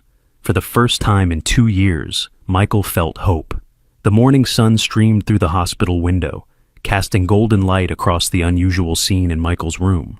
Luna had moved during the night, now lying with her head resting on Michael's bed, while Max maintained his protective position between them. The pregnant dog's breathing was labored, and occasionally she would whimper softly, causing Max to nuzzle her gently in comfort. Michael had barely slept, but not from nightmares this time. He had spent the night watching Max care for his daughter, marveling at the dog's gentleness and dedication. Every time Luna showed distress, Max was there, offering comfort in ways that seemed almost human in their tenderness. Patricia entered quietly with the morning medications. "How's our little family doing?" she asked softly. "Luna's in pain," Michael said, concern evident in his voice. "She's been restless for the past hour." Patricia knelt beside Luna, her experienced hands gently examining the pregnant dog. Her expression grew serious. "I think she might be going into early labor, the stress and eye malnutrition. We need Amy here immediately." She quickly made the call while Michael struggled to sit up more, wanting to help but frustrated by his physical limitations. Max sensed the urgency and positioned himself closer to Luna, whining softly. Within minutes, Amy arrived with Dr. Nathan, the veterinarian who had been consulting on Luna's case. He examined her quickly and efficiently. "She's definitely in early labor," he confirmed. "This is concerning. The puppies need at least another week, but her body is too stressed to wait." "What can we do?" Michael asked desperately. "We need to try to stop the labor if possible. Give the puppies more time. But if we can't..." Dr. Nathan trailed off, but everyone understood. Premature puppies, especially from a malnourished mother, had very low survival rates. The door burst open and Ethan rushed in, Sarah close behind. "Max called us," Ethan said breathlessly. "Not with words, but I felt it. Luna needs help." Dr. Nathan looked skeptical, but didn't comment. He was too focused on preparing medications to stop Luna's contractions. "This might not work," he warned. "Her body might be too determined to deliver." Ethan moved closer to Luna, his small hands gentle on her head. His eyes took on that distant look, That meant he was connecting with the animals. "She's scared," he said quietly. "She thinks she's going to lose her babies, like she lost her mother. She's giving up." "Don't give up, Luna," Michael said, reaching down to touch her despite the strain it caused. "Max is here. We're all here. We won't let anything happen to you or your puppies." But Luna's contractions were getting stronger. Dr. Nathan worked frantically, administering medications, but shook his head grimly. "It's not stopping. She's going to deliver." "Then we help her," Amy said determinedly. "We've delivered premature puppies before. We can do this." The next several hours were intense. The hospital room was transformed into a makeshift veterinary delivery room. Dr. Morrison, who had arrived for his morning rounds, stood in the doorway in amazement. "This is highly irregular," he said, but there was no real protest in his voice. He had seen too much in the past few days to argue about protocol now. Luna's labor was difficult. She was weak, frightened, and in significant pain. Max never left her side, licking her face, whining encouragement. Ethan sat near her head, whispering constantly, translating her fears and Max's reassurances. "The first puppy is coming, Doctor," Nathan announced. "It's small, very small." Everyone held their breath as the tiny puppy emerged. It wasn't moving. Dr. Nathan quickly cleared its airways and began gentle stimulation, but there was no response. "No," Michael whispered, tears in his eyes. But Max moved forward, nudging the veterinarian aside. He licked the puppy vigorously, his movements precise and purposeful. And then, miraculously, the puppy gasped and began to cry weakly. "Incredible, Doctor!" Nathan breathed. The stimulation from the mother's tongue, or, in this case, the grandfather's, can sometimes trigger the breathing response better than anything we can do. The first puppy was a female, tiny, but now breathing steadily. Amy quickly wrapped her in warm towels and placed her in an incubator they had brought from the veterinary clinic. 3 more puppies followed over the next 2 hours. Each one required immediate intervention, and each time, Max played a crucial role in stimulating them to breathe. By the end, Luna had delivered 4 puppies, 2 males and 2 females, all premature but alive. Luna was exhausted, barely conscious, but her tail wagged weakly when she heard her puppies crying. Max positioned himself so she could see the incubator where her babies were being kept warm and monitored. "They're so small," Rebecca said, having arrived during the delivery. "Will they survive?" "The next 48 hours are critical," Dr. Nathan said honestly. "They need round-the-clock care, feeding every 2 hours, constant warmth. It's going to be touch and go." "We'll do it," Michael said immediately. "Whatever they need." "You can barely sit up, Doctor," Morrison pointed out. "How are you going to care for premature puppies?" "I'll help," Rebecca said. "I'll take time off work." "And I'll help," Sarah added. "Ethan and I can take shifts." "Max will help too," Ethan said confidently. "He knows what to do. His instincts tell him." Patricia looked at the assembled group, this unlikely family brought together by a remarkable dog, and made a decision. "I'll arrange for a special room, larger, with space for the puppy's equipment. We'll call it therapeutic animal care. If anyone from administration complains, I'll handle it." The move to the larger room took most of the afternoon. It was actually a small suite usually reserved for long-term pediatric patients, with a connected room where family members could stay. It was perfect for their needs. Michael was transferred carefully, his weakness still significant, but his determination stronger than ever. Max supervised every aspect of the move, checking on Luna, the puppies, and Michael constantly. As they settled into the new space, Ethan suddenly grabbed his mother's hand. "Mama, someone's coming, someone important." Before Sarah could ask what he meant, there was a knock at the door. A man in a military dress uniform entered, his bearing straight and official. His chest was decorated with numerous medals, and his face was weathered but kind. "Sergeant Sullivan?" he asked, then saw Michael in the bed. "My God, Michael. I heard you were awake, but I had to see it for myself." Michael's eyes widened in recognition. "Colonel Martinez?" The colonel approached the bed, his composure cracking slightly as he saw his former soldier's condition. "When I heard about what happened, about Max finding you after all this time, I had to come." He turned to look at Max, who was watching him carefully. Then, to everyone's surprise, the colonel saluted the dog. Sergeant Max, K-9 Corps, Afghanistan deployment 2018 to 2020, 3 Bronze Stars, Purple Heart, and the Distinguished Service Medal. Max stood and barked once, his bearing suddenly military precise. "At ease, soldier," the colonel said softly, and Max relaxed, tail wagging slightly. Colonel Martinez turned back to Michael. "I've been looking for you for 2 years. After your accident, you disappeared from the VA system, and Max, we thought we'd lost him too. James took care of him," Michael said quietly, "kept his promise when I couldn't. James Carter was a good soldier and a better man," the colonel said. "I attended his funeral yesterday. That's when I heard about everything that's happened here." He looked around the room, taking in Luna, the premature puppies in their incubator, Ethan sitting cross-legged beside Max, and all the others. "This is quite an operation you have here." "It just sort of happened," Michael said. "Max brought us all together." The colonel nodded thoughtfully. "Dogs have a way of doing that, especially dogs like Max." He paused, then continued. "I'm here in an official capacity, actually. The Army wants to honor Max properly. His service record deserves recognition, and there's the matter of his official retirement." "He's already retired," Michael said, confused. "The paperwork was never properly completed because of your accident," the colonel explained. "Technically, Max is still listed as active duty, which is why that criminal had no legal claim to him. But it also means the Army owes him back pay, so to speak, his service pension." "Dogs get pensions?" Sarah asked, surprised. "Military working dogs with Max's level of service do," the colonel confirmed. "It's not much, but it should help with his medical care and food.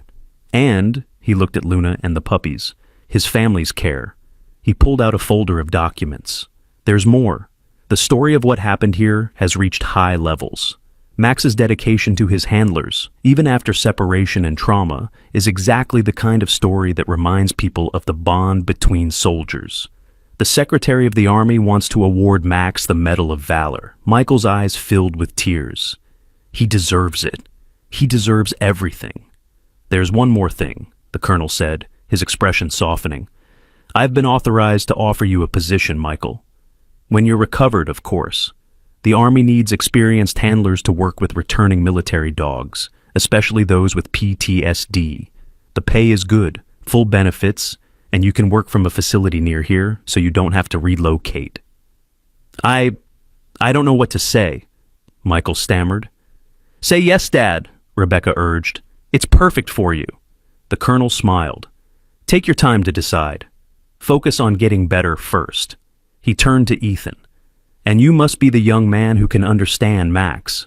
Ethan nodded shyly. "Yes, sir. That's a remarkable gift, son.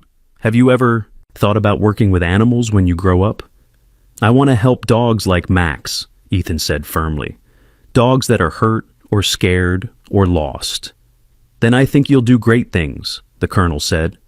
He reached into his pocket and pulled out a challenge coin. "This is for you, for being Max's voice when he needed one." Ethan took the coin reverently, his eyes wide. "Thank you, sir." After the colonel left, promising to return for a proper ceremony when Michael was stronger, the room was quiet with the weight of everything that had happened. "A job," Michael said wonderingly. "A purpose again." "You always had a purpose, Dad," Rebecca said. "You just couldn't see it for a while." The next few days were a blur of activity. The puppies required constant care, with everyone taking shifts to feed them with tiny bottles every 2 hours. Max proved invaluable, his instincts telling him when a puppy was too cold or needed stimulation to help with digestion. Luna slowly recovered from the delivery, though she remained weak. She couldn't produce enough milk for the puppies, but she stayed near them constantly, whimpering whenever one cried. On the 3rd day after the birth, disaster nearly struck. The smallest puppy, a male Ethan had named Brave, stopped breathing during the night. It was Max who alerted everyone, barking urgently until Patricia rushed in. "He's crashing," she said, immediately beginning tiny chest compressions. Ethan appeared in the doorway with Sarah, both in their pajamas, having rushed from home after Ethan woke up saying Max needed them. "Don't let him die," Ethan pleaded, tears streaming down his face. "He's the one who looks just like Max. He's special. For 5 agonizing minutes, Patricia and Amy worked on the tiny puppy while everyone watched in tense silence. Max paced anxiously, occasionally whining and touching Luna to comfort her. Then suddenly, the puppy gasped and began breathing again. Weak, but breathing. "He's a fighter," Amy said, exhausted but smiling. "Just like his grandfather." "All of them are fighters," Michael said, watching Max gently lick the revived puppy. "It's in their blood." As the puppies grew stronger day by day, so did Michael. The physical therapy was grueling, his muscles having to relearn everything after 2 years of inactivity. But with Max by his side during every session, he pushed through the pain. "I've never seen anything like it," his physical therapist Marcus told Dr. Morrison. "Most coma patients take months to reach the level he's achieved in 2 weeks. It's like he's driven by something beyond normal motivation." "He is, Doctor," Morrison replied, watching Michael struggle to take steps with a walker, while Max walked slowly beside him, matching his pace perfectly. "He's driven by love." One morning, Ethan arrived with exciting news. "The police want to give us something," he announced. "Sergeant Williams is coming." Sure enough, Sergeant Williams arrived an hour later with a special presentation. "The department wanted to thank Ethan for his help in breaking up the dog fighting ring," he said. "Without his information, we never would have found them." He presented Ethan with a junior deputy badge and a certificate of appreciation. "You're officially an honorary member of the K9 unit," he said. "And speaking of which, we have a request." He explained that several of the dogs rescued from the fighting ring were struggling to trust humans.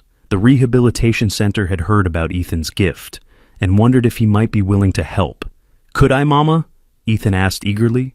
Sarah looked at Michael, who nodded encouragingly.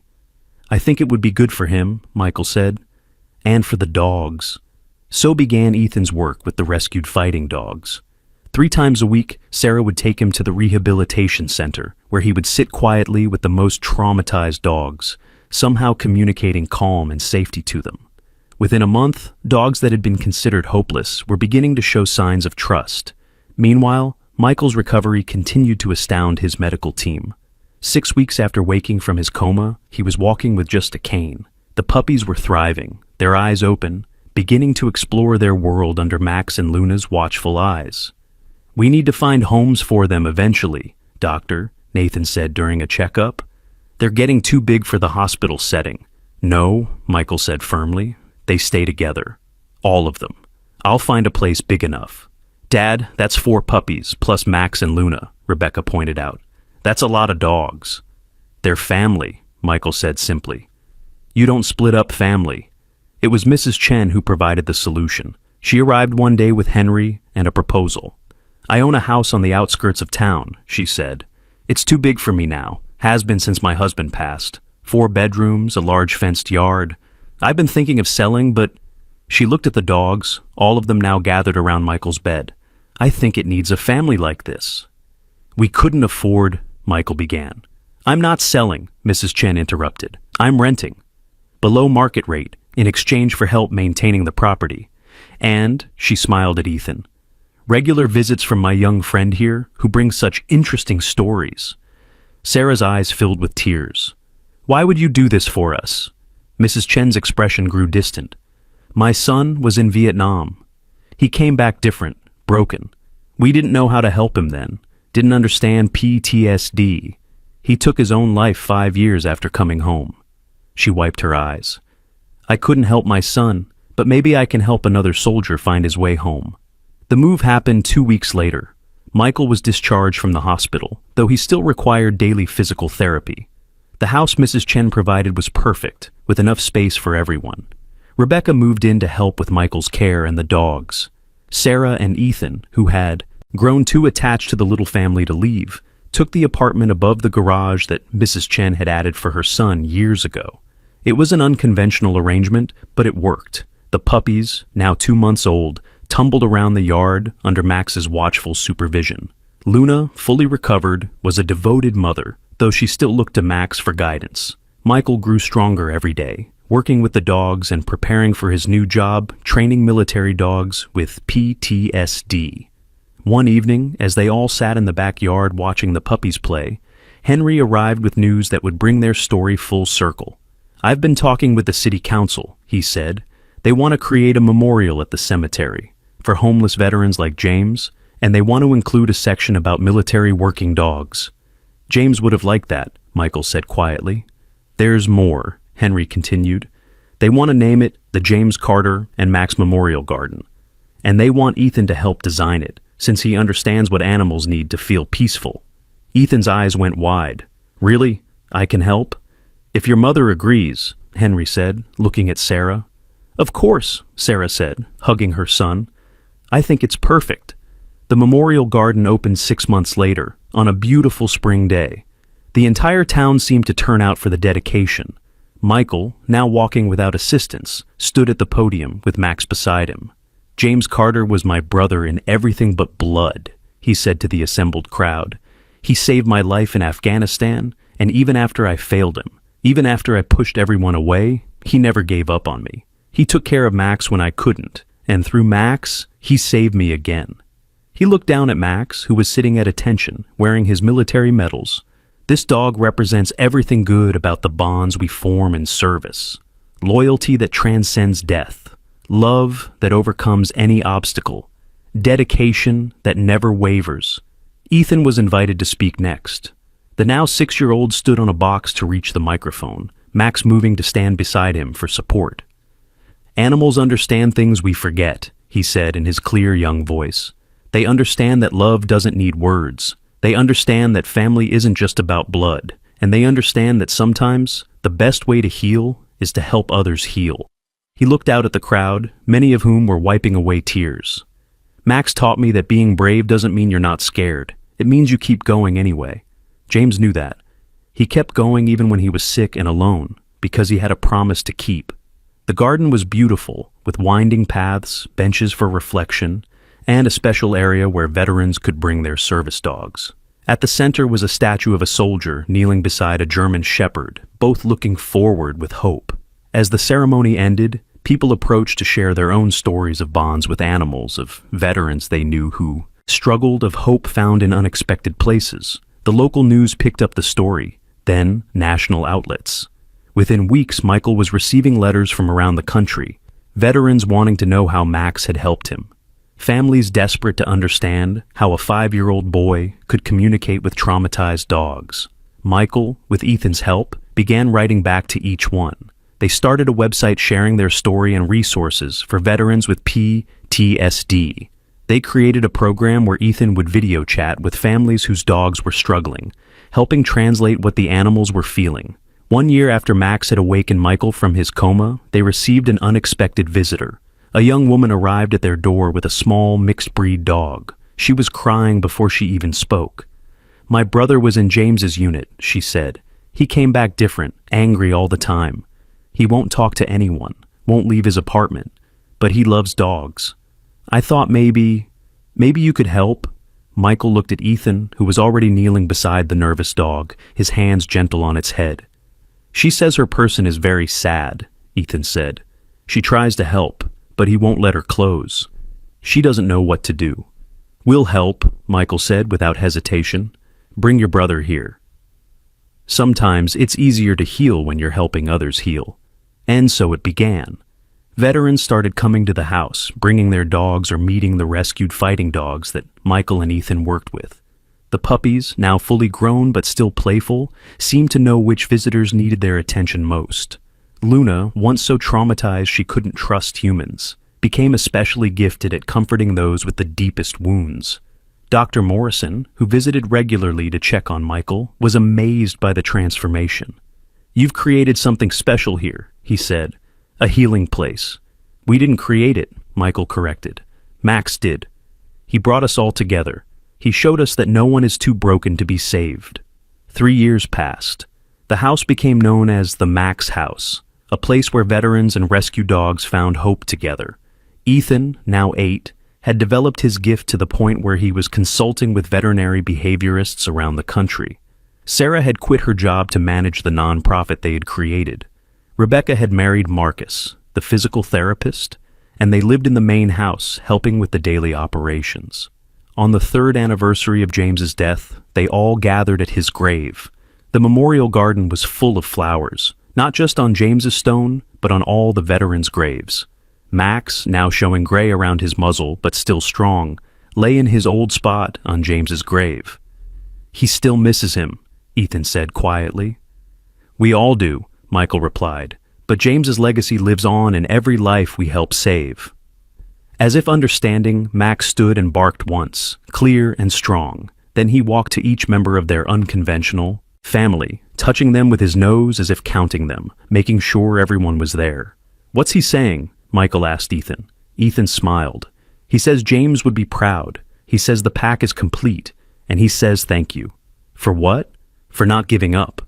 For listening. For understanding that sometimes the most important messages don't come in words. As the sun set over the cemetery, painting the sky in shades of gold and pink, they stood together. This family brought together by a loyal dog's refusal to give up on his humans. Max sat in the center of their circle, his children and grandchildren around him, his humans safe and healing. 5 years later, when Max finally passed peacefully in his sleep, at the remarkable age of 15, the entire town mourned. His funeral was attended by hundreds, veterans and civilians alike, all touched by his story. He was buried with full military honors next to James, their bond unbroken even in death. Ethan, now 13, spoke at the service. "Max taught us that love transcends everything: time, distance, species, even death.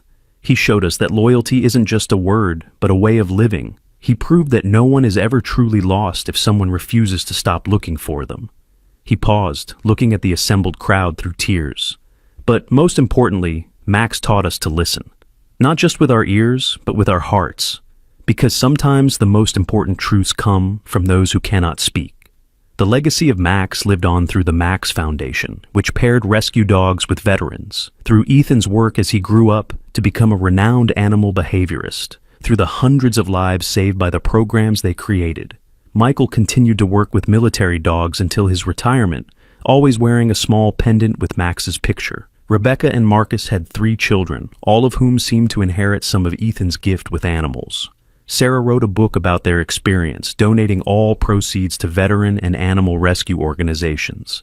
Luna lived to be 14, raising several more litters of puppies who went on to become service dogs. Each one was trained with the same patience and love that Max had shown, each one carrying forward his legacy of loyalty and healing. The 4 puppies from that desperate delivery in the hospital all survived and thrived. Brave, the smallest who had almost died, became a therapy dog at the very hospital where he was born, visiting patients with Patricia, who had never forgotten the miracle she witnessed. The others became service dogs for veterans, each matched perfectly, using Ethan's gift to understand their personalities and needs.